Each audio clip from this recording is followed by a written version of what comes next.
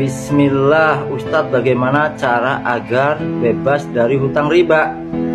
Lihat ilmu-ilmunya ibu bapak di video-video lainnya, bagaimana strategi materi-materinya tentang terbebas dari hutang riba. Yang pertama, bertobat dari dosa riba tersebut, karena dosa riba itu nggak bisa dihapus dengan banyaknya kita sholat, banyaknya kita puasa, banyaknya kita sedekah. Justru kalau sedekah pakai uang riba, gimana tuh? Sama aja mencuci pakaian dengan air kencing kan gitu. Lalu nggak bisa dengan banyaknya sholawat, amal soleh. Dengan cara apa? Tobat dari dosa riba, berhenti dari dosa riba itu. Karena Allah udah berfirman di surat Al-Baqarah 275. Apa kata Allah? Orang-orang yang memakan riba itu seperti setan. Jadi seperti orang gila, malam nggak bisa tidur, siang ketakutan dan seperti tercekik ataupun seperti gimana gitu. Karena mereka mengatakan jual beli sama dengan riba, padahal Allah menghalalkan jual beli dan mengharamkan riba. Orang-orang yang mendapat peringatan dari Tuhannya, dari Allah melalui hamba-hambanya yang memberi peringatan, lalu mereka berhenti dari dosa riba itu, maka harta pokok boleh bisa digunakan jadi halal.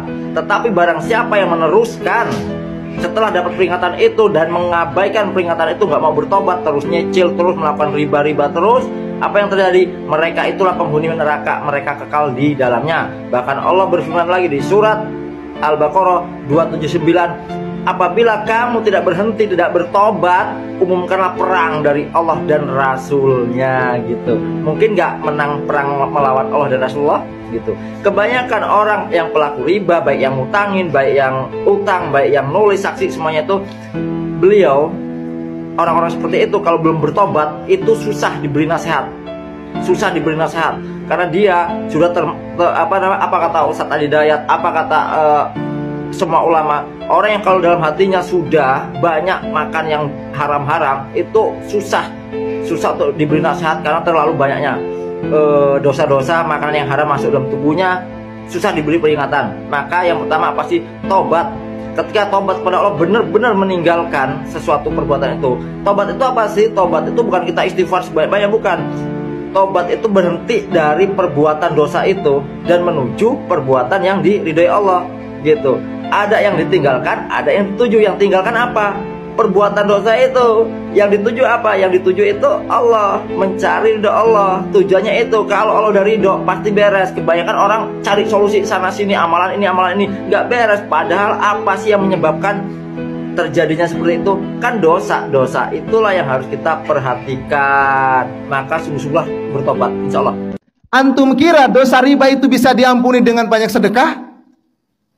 Antum kira dosa riba itu bisa ditutup dengan banyak sholat? Tidak. Dosa riba itu tidak bisa ditutup dengan perbanyak sedekah atau perbanyak sholat. Tidak bisa. Ini saya mengatakan bukan. Ayatnya jelas, hadisnya jelas. Dalam hadis riwayat Tabrani, ya, dalam Sunan Tabrani dan Sunan Tirmizi, Rasul katakan, harta dari hasil riba itu apabila disedekahkan maka akan ditolak oleh Allah Azza wa Jalla. Apabila disimpan maka tidak ada keberkahan di dalamnya, dan apabila engkau meninggal maka harta tersebut mempercepat engkau masuk ke dalam nerakanya Allah Azza wa Jalla. Pernah memakan harta riba, maka menjadi halal buat dia. Riba itu, kalau misal tadinya kita KPR, tidak tahu kalau hukumnya haram atau tidak, atau misalnya sudah terlanjur apa saja ya, meminjam uang dan seterusnya, atau pernah meminjamkan orang lain dengan bunga, kalau belum tahu hukum maka lepas dari hukuman kalau dia sudah taubat, tapi dengan syarat dia tidak mengulanginya lagi.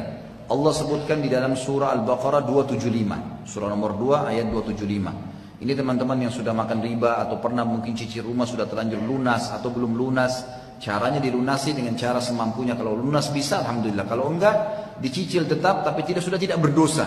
Asal dia sudah taubat. Cicilan yang sisa dilanjutin sama dia, tapi dia sudah tidak berdosa riba lagi. Karena dia sudah taubat, tinggal menyelesaikan dan tidak buka pintu baru. Allah sebutkan tentang masalah itu di Al-Baqarah 275. Teman saya minjam uang ke bank konvensional. Pada saat akad teman saya tidak keberatan dan sanggup bayar bunganya. Begitu juga saat kredit rumah. Dia tidak keberatan. Saya sudah bilang itu riba, tapi kata teman saya, kalau saling menyetujui tidak riba. Oh, begitu. Jadi kalau sama-sama ridho, saya senang kok. Itu nggak riba. Jadi kalau begitu ceritanya nggak ada zina. Karena orang berzina sama-sama ridho. Jadi yang zina itu kalau diperkosa.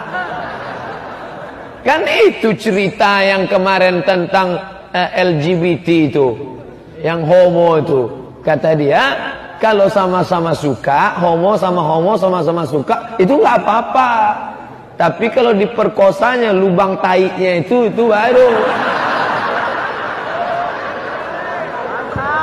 Mengapa mereka itu merasa tersanjung? Karena yang dipakai istilahnya istilah keren, LGBT.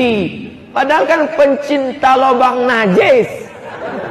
Kenapa pakai istilah lembut? Ustadz itu vulgar, jangan pakai lagi ceramah. Saya tidak senang dengan bahasa dia. Berarti kamu pencinta LGBT. Betul katanya.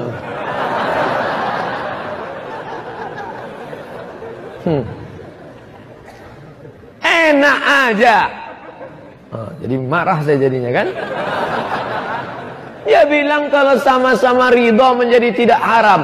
Sepakat seluruh orang di Bogor bahwa jilbab tidak wajib.